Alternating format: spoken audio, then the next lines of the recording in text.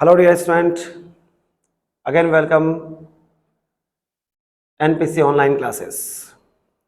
Dear student, हम लोगों ने पहले प्लांट ब्रीडिंग यानी पादपों के जनन के बारे में पढ़ा और पादपों के जनन में हमने जो भी एसेक्सुअल और सेक्सुअल रिप्रोडक्शन है, अलैंगिक और लैंगिक जनन है, उन सब के बारे में हमने जानकारी ली। आज का जो अपना स्पेशली टॉपिक होगा वो होगा ह्यूमन पर, यानी ह्यूमन किस तरह से रिप्रोडक्शन करता है, ह्यूमन के रिप्रोडक्टिव ऑर्गन कौन कौन से हैं, गैमेट्स कैसे बनते हैं, फर्टिलाइजेशन निषेचन कैसे होता है, जायगोट फॉर्मेशन डेवलपमेंट कैसे होता है, आफ्टर एम्ब्रियो डेवलपमेंट कैसे होता है। ये सारी जानकारी हमें इन 4, 5, 6, 7 क्लासों में लेनी है। सो डियर स्टूडेंट, सबसे पहले यदि हम लैंगिक जनन या सेक्सुअल रिप्रोडक्शन के बारे में बात करना चाहते हैं, लैंगिक जनन के बारे में बात करना चाहते हैं, तो आप अच्छे से जानते हैं कि ह्यूमन बीइंग या मानव के बारे में हम बात करें तो कैसा प्राणी है, यूनिसेक्सुअल और बाइसेक्सुअल, एक लिंगी या द्विलिंगी। तो आपका आंसर होगा, सीधी सी बात है, एक लिंगी, क्योंकि यहाँ पर नर और मादा अलग अलग होते हैं, पहली चीज। उसके बाद हम बात करें कि जो मनुष्य है, स्पेशली मनुष्य के बारे में बात करें तो मनुष्य किस तरह का प्राणी है, अंडज है यानी अंडे देने वाला है, अंडजरायुज है, कम विकसित शिशुओं को पैदा करने वाला है, या जरायुज है। तो हम कहेंगे मानव एक ऐसा प्राणी है, विविपैरस यानी जरायुज प्राणी है, जो अपने समान विकसित शिशु को जन्म देता है। सिर्फ डिफरेंस बेटा यही होता है कि वो आकार में छोटे होते हैं। तो डियर स्टूडेंट, आइए सबसे पहले हम चलते हैं हमारे पास स्पेशली मेल रिप्रोडक्टिव सिस्टम। सो आज का हमारा जो पॉइंट होगा डियर स्टूडेंट, वो होगा नर जनन तंत्र या मेल रिप्रोडक्टिव सिस्टम। सबसे पहले हम बात करें बेटा कि नर जनन तंत्र जो है, उस तंत्र, यहाँ एक वर्ड यूज किया है हमने, एक वर्ड यूज किया है तंत्र। और जैसा कि आपको पता है तंत्र किससे मिलकर बना होता है, बहुत सारे अंगों से मिलकर बना होता है। तो कंफर्म है कि नर जनन तंत्र बहुत सारे अंग लेकर बैठा हुआ है। आपसे पूछे कि ये अंग कौन कौन से हैं, कौन कौन से अंग नर जनन तंत्र में पाए जाते हैं, तो नर जनन तंत्र में जितने भी अंग पाए जाते हैं उन सबको हमने 2 भागों में बांट दिया। एक का नाम हमने लिखा प्राथमिक जनन अंग, और प्राथमिक जनन अंग या प्राइमरी सेक्स ऑर्गन या प्राइमरी रिप्रोडक्टिव ऑर्गन, प्राथमिक जनन अंग में जो स्पेशली हमारे पास है वो है टेस्टिस, यानी कौन हो गया, वृषण। तो डियर स्टूडेंट, पहले हम बात करेंगे आज वृषण की उत्पत्ति कैसे होती है, वो शरीर से बाहर क्यों होते हैं, क्या कोई जीवों में शरीर के बाहर या शरीर के अंदर होते हैं, तो वो क्यों होते हैं। तो डियर स्टूडेंट, सबसे पहले हम बात करें कि जो हमारे प्राथमिक जनन अंग है जिनको हमने नाम दिया है वृषण, ये वृषण जो है पैदा किससे होते हैं। आप अच्छे से जानते हैं, इन द एम्ब्रियोनिक कंडीशन, जब हम लोग भ्रूणीय अवस्था में होते हैं तो भ्रूणीय अवस्था में हमारे अंदर स्पेशली 3 क्या होते हैं बेटा, जनन स्तर होते हैं। 3 जनन स्तरों में एक का नाम है एक्टोडर्म, सेकेंड जो स्तर है उसका नाम है मीजोडर्म, और थर्ड स्तर का नाम है एंडोडर्म। तो यहाँ पर हमारे शरीर के जितने भी अंग हैं, या तो वो एक्टोडर्म से पैदा होते हैं, या मीजोडर्म से पैदा होते हैं, या एंडोडर्म से पैदा होते हैं।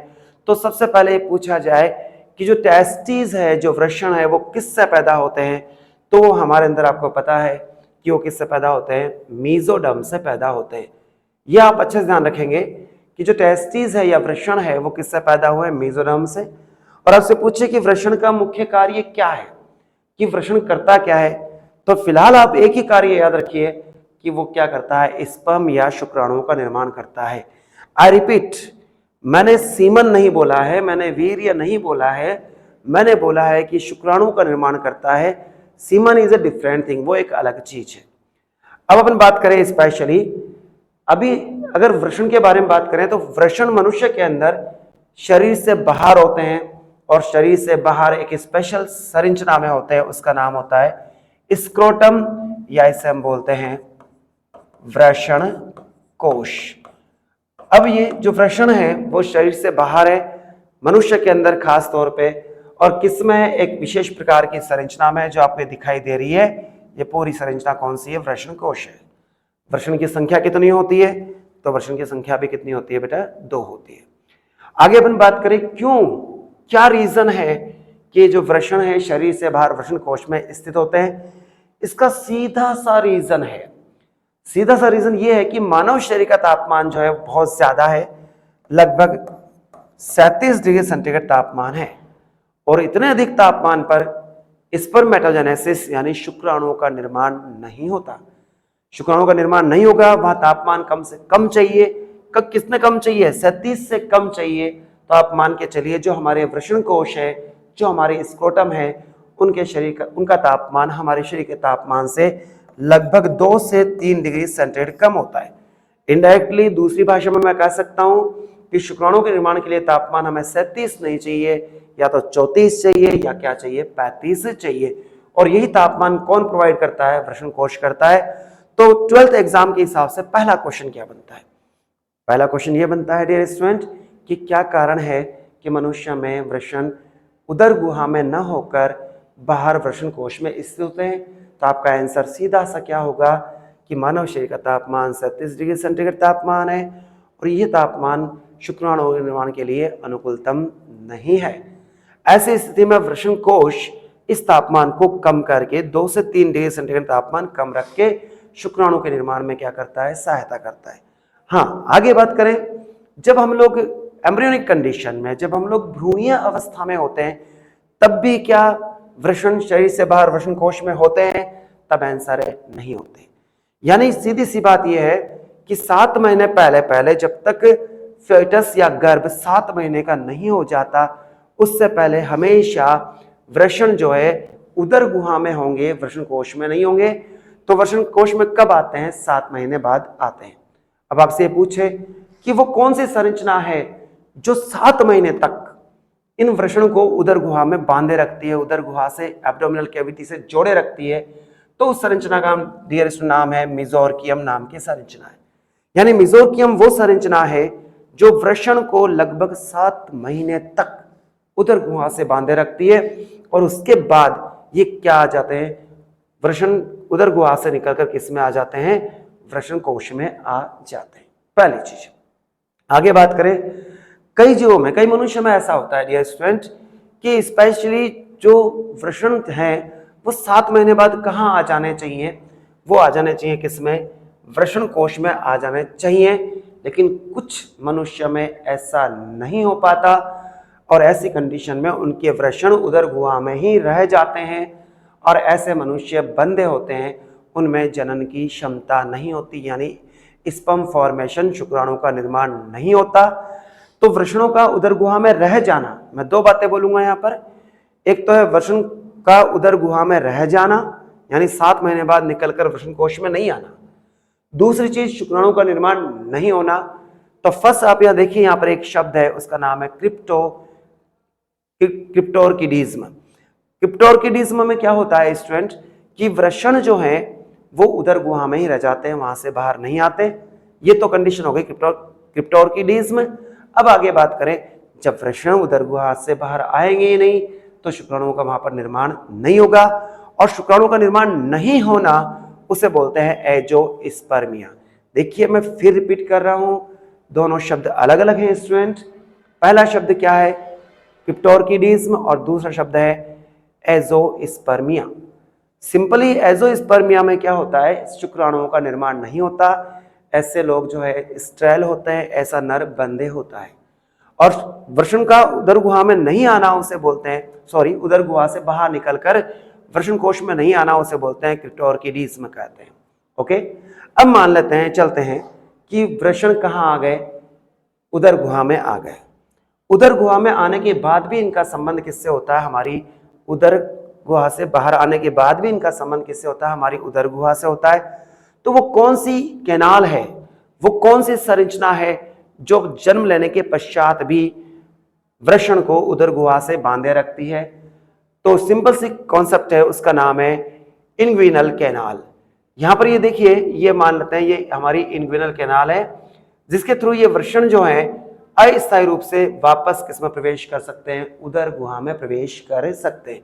ऐसा आप देख सकते हैं कब? स्पेशली सर्दी के मौसम में, जब बाहर का तापमान क्या हो जाता है? कम हो जाता है, तो ये जो टेस्टिस है, जो वृषण है, ये उदर गुहा में चले जाते हैं, उदर गुहा के नजदीक हो जाते हैं, उसका रीजन है वही कैनाल, कौन सी, इनवीनल कैनाल, या हिंदी में बोलते हैं इसे वृषण नाल। वृषण नाल न केवल मौसम के अनुरूप इन वृषण को अस्थायी रूप से अंदर जाने से या बाहर आने का सहारा देती है, वरन साथ में यहाँ पर वृषण को रख देने वाली धमनियां, रख देने वाली शिराएं सारी किसके माध्यम से आती हैं, इसी के माध्यम से आती और जाती हैं। Is it clear? आगे अपन बात करें बेटे, क्या सभी स्तनधारियों में, क्या सभी जीवों में वृषण शरीर से बाहर वृषण कोश में होते हैं? तो ऐसा बिल्कुल भी नहीं है। देखिए आपके सामने कुछ स्तनधारी हैं। हाथी सबसे बड़ा स्थलीय स्तनधारी, वैल सबसे बड़ा जलीय स्तनधारी, डॉल्फिन और समुद्री गाय, इनके अंदर पूरी जिंदगी, पूरी उम्र वृषण हमेशा उदर गुहा में ही होते हैं, वृषण कोश में नहीं आते। आपके बात समझ में आ गई है सारी? अब आगे चलते हैं डियर स्टूडेंट। उसके बाद मैंने कुछ और जानवर लिखे हैं, जैसे अपने पास है खरगोश, चूहा, बिल्ली और गिलहरी। इन तीन, यहां पर तीन चीजें कॉमन है, गिलहरी, चूहा और खरगोश। ये तीनों अपने भोजन को कुतर कुतर कर खाते हैं। सो ये कैसे रोडेंट्स प्राणी है, ऐसे प्राणी जो अपने भोजन को कुतर के खाते हैं वो रोडेंट्स कहलाते हैं। और इन रोडेंट्स में क्या खास बात होती है कि नॉर्मल कंडीशन में जब इनका ब्रीडिंग सीजन नहीं होता, जब इनका जनन काल नहीं होता, तो इनके वृषण कहाँ होते हैं? उदर गुहा में ही होते हैं। लेकिन जनन के दौरान जब इन्हें ब्रीडिंग करनी होती है तब वो कहाँ आ जाते हैं? वृषण कोश में आ जाते हैं, यानी स्क्रोटम में आ जाते हैं। बात समझ में आ गई? मानव में परमानेंटली बाहर है, 7 महीने बाद वो बाहर आ जाने चाहिए। नहीं आते हैं तो उस अवस्था को बोलते हैं क्रिप्टोर्किडीज्म बोलते हैं। उसमें शुक्राणु का निर्माण नहीं होगा, ये कंडीशन एजोस्पर्मिया कहलाती है। वो कौन सी कैनाल है जो इनको जन्म के पश्चात भी उदर गुहा से जोड़े रखती है? तो उसका नाम है इनग्विनल कैनाल या वृषण नाल है। और ये वृषण नाल न केवल जोड़े रखती है, वरन धमनी और शिराओं को आने जाने का मार्ग भी प्रदान करती है। फिर ये जो अपने पास स्तनधारी हैं, हाथी है, वैल है, डॉल्फिन है, समुद्री गाय है, इन सब के अंदर परमानेंट जीवन पर्यंत जब तक ये जिंदा हैं, वृषण कभी भी वृषण कोश में नहीं आते हैं स्टूडेंट, हमेशा कहाँ होते हैं? उदर गुहा में होते हैं। आगे चलते हैं। खरगोश, चूहा और गिलहरी और बिल्ली ये कुछ ऐसे जंतु हैं जिनमें वृषण सामान्य है। जब इनका ब्रीडिंग सीजन नहीं होता तब सामान्य रूप से उदर गुहा में होते हैं, लेकिन जैसे ही इनका ब्रीडिंग सीजन चालू होता है, इनका जनन काल चालू होता है, ये वृषण सीधे उदर गुहा से निकलकर वृषण कोश में आ जाते हैं। अगर आप मेरी बातों पे गौर करें तो एक सीधा सा कॉन्सेप्ट ये है, इन सब जीवों का जो मैंने लास्ट में लिखे, इनका अपना एक ब्रीडिंग सीजन या जनन काल होता है। लेकिन मानव एक ऐसा प्राणी है जिसका कोई भी ब्रीडिंग सीजन, कोई भी जन्म का या स्पेशली जनन काल नहीं होता, वो कभी भी जनन कर सकता है। फिर मैंने आपको एक लास्ट बात फिर मैं रिपीट कर दूं कि यहाँ पर जो बाहर क्यों है, तो इसका सीधा सा रीजन है तापमान ज्यादा है भाई शरीर का। इतना अधिक तापमान पर शुक्राणुओं का निर्माण नहीं हो सकता है। वृषण कोश 2 से 3 डिग्री सेंटीग्रेड तापमान कम प्रोवाइड करता है, इससे सीधी सी बात है बाहर आ जाते हैं। अब एक और चीज देखिए, मैंने बोला अकॉर्डिंग टू टेम्परेचर, वातावरण के तापमान के अनुसार ये अंदर और बाहर आ जा सकते हैं। तो आप देखिए यहाँ पर एक नाम लिखा है गुबर्नेकुलम, ये एक नाम लिखा है गुबर्नेकुलम। ये एक स्प्रिंग नुमा संरचना है जो वृषण को किससे जोड़ रही है? वृषण कोश से जोड़ रही है। आप पूछिए स्प्रिंग नुमा संरचना का काम क्या है? भाई स्प्रिंग फैलती है और सिकुड़ती है, आपको अच्छे से पता है। तो कहीं परमानेंटली ये वृषण कहाँ नहीं पहुंच जाए, उदर गुहा के अंदर नहीं पहुंच जाए, तो परमानेंटली उनको जाने से रोकने के लिए जो संरचना है उसका नाम है गुबर्नेकुलम। यहां तक मैं समझता हूं आपकी बात समझ में आई होगी। अब हमें आगे जो चलना है वो है, हमें पढ़ना है वृषण की आंतरिक संरचना, कि वृषण की आंतरिक संरचना किस प्रकार की होती है। तो वृषण की आंतरिक संरचना के लिए स्टूडेंट हम आगे चलें। अपने पास जो मनुष्य का वृषण है ये मान लेते हैं, ये टेस्टिस हो गया, ये इसका स्क्रोटम हो गया, ये इसकी स्ट्रक्चर गुबर्नेकुलम हो गई। अब यहां देखिए अकेले हम बात करते हैं किसकी? टेस्टिस की या वृषण की। तो एक बार मैं वृषण को बाहर ले रहा हूं डियर स्टूडेंट। ये अपने पास जो है ये हो गया टेस्टिस। इस टेस्टिस में या वृषण के अंदर दो परतें पाई जाती हैं और बाहर की जो परत है उसका नाम है ट्यूनिका वेजाइनैलिस। बाहर की परत का नाम क्या है? ट्यूनिका वेजाइनैलिस, जो कि सतत होती है, लगातार होती है। आंतरिक स्तर जो है ये आंतरिक स्तर है इसका। अब आंतरिक स्तर में आप देखिए कि आंतरिक स्तर जो है वो अंदर की ओर दबकर कुछ विशेष प्रकार की ये संरचना बना रहा है, फिंगर लाइक प्रोजेक्शन बना रहा है। और ये जो आंतरिक स्तर है इसका नाम है ट्यूनिका एल्बुजिनिया। तो आपसे पूछे कि वृषण में कितने स्तर होते हैं, तो बाह्य स्तर का नाम है ट्यूनिका वेजाइनैलिस और आंतरिक स्तर का नाम है ट्यूनिका एल्बुजिनिया। अब ये ट्यूनिका एल्बुजिनिया क्या कर रहा है? इस पूरे टेस्टिस को, पूरे वृषण को देखो अनेक पिंडों में क्या कर रहा है, अनेक लोब्स में क्या कर रहा है, विभक्त कर रहा है। किसके थ्रू? इसके थ्रू। तो ये जो संरचना है, जो एक सेप्टा है, जो एक पट है, इसे बोलते हैं सेप्टुला टेस्टिस, इसे बोलते हैं। तो ट्यूनिका एल्बुजिनिया के जो आंतरिक सेप्टा है उनका नाम दिया सेप्टुला टेस्टिस, और सेप्टुला टेस्टिस के कारण यह अनेक किस्में विभक्त हो गया, पिंडों में विभक्त हो गया। और प्रत्येक पिंड में इस तरह से आप देखेंगे 2 से 3 नलीनुमा संरचनाएं होती हैं। और ये नलीनुमा संरचनाएं जो आपको दिखाई दे रही हैं 2-3, इनका नाम होता है रेता नलिकाएं, या इन्हें बोलते हैं सेमिनिफेरस ट्यूबुल्स। क्या बोलते हैं बेटा इसको? सेमिनिफेरस ट्यूबुल्स बोलते हैं। और आप मान के चलिए कि ये बहुत अच्छा क्वेश्चन बनता है कि सेमिनिफेरस ट्यूबुल्स या रेता नलिकाएं ही वृषण की संरचनात्मक और क्रियात्मक इकाई हैं। तो वृषण की संरचनात्मक और क्रियात्मक इकाई कौन सी होगी बेटा? रेता नलिकाएं। अब देखिए ये रेता नलिका इस तरह से वृषण की कौन सतह पर जा रही है? अंदर की ओर जा रही है। इस तरह से अंदर की ओर जा रही है और अंदर की ओर जाकर आपस में मिलकर एक क्या बना लेती है? नेट लाइक जालनुमा संरचना बना लेती हैं। ये जालनुमा संरचना बन गई डियर स्टूडेंट, और इस संरचना को बोलते हैं हम लोग वृषण जालक। क्या बोलते हैं इसे हिंदी में? वृषण जालक, या इसे आगे अपन बात करें एक नेट के फॉर्म में डिस्कशन करेंगे, बट इंग्लिश क्लास में तो ये वृषण जालक हो गया। अब ये वृषण जालक आपस में मिलकर इस तरह से किस साइड में? वृषण के अंदर की ओर आपस में मिलकर इस तरह की विशेष प्रकार की कुछ नलिकाएं बनाता है, जो कहाँ जा रही हैं? वृषण में ऊपर की ओर जा रही हैं। और इन नलिकाओं को हम बोलते हैं डियर स्टूडेंट, वो है शुक्र अपवाहक। ठीक है, शुक्र अपवाहक इसे हम बोलते हैं। अब ये शुक्रवाहक बाहर निकलेंगे, या ये वासा इफ्रेंशिया हैं, ये बाहर निकलेंगी और निकलकर जो संरचना बनाएंगे उसके बारे में बाद में बात करेंगे। लेकिन इसी वृषण में आई रिपीट, मैंने आपको क्या बताया है? मैंने बताया कि जो वृषण होता है कितने स्तरीय होता है? द्विस्तरीय होता है। बाहर के स्तर का नाम क्या है? ट्यूनिका वेजाइनैलिस है। आंतरिक स्तर का नाम क्या है? ट्यूनिका एल्बुजिनिया है। ट्यूनिका एल्बुजिनिया अंदर की ओर पट बना रहा है, पट का नाम क्या है? सेप्टुला टेस्टिस है। पट के कारण क्या हुआ? जो वृषण है अनेक पिंडों में क्या हो गया? विभक्त हो गया है। और इन पिंडों में प्रत्येक में 2 से 3 क्या है? रेता नलिकाएं या सेमिनिफेरस ट्यूब्यूल्स हैं। और रेता नलिकाएं ही वृषण की संरचनात्मक और क्रियात्मक इकाई है।